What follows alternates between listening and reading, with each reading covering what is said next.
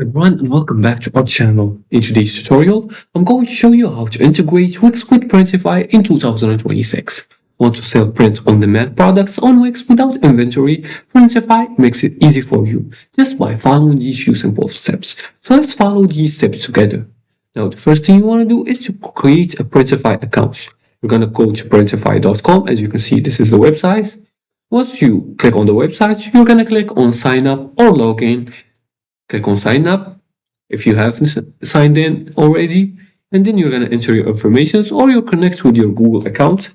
Once you do that, you're going to add Printify to Wix. After logging in, you're going to open the Wix dashboard and you're going to go to the apps section in the left sidebar. You're going to scroll all the way down until you find the apps and then click on App Market. Now from App Market, you're going to go in the search bar and type in Printify.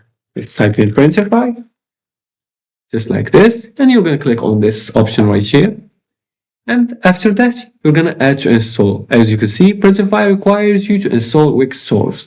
So you have to install Wix source to make sure to head to the editor and place it on your site. Once you do that, you're going to connect your store by logging into Printify when asked. Then you're going to choose your Wix store, and there you're going to create a product. You can select a product, for example, a t-shirt or hoodie, mug, and add your design, then set price and description. And the final step is to publish the product. You can check the products page and publish your site.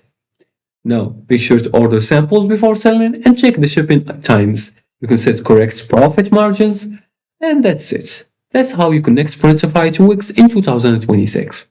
And if you like this video and found this helpful, please like and subscribe and leave a comment below the video if you have further more questions about this topic. Thanks for watching and see you again in the next tutorial.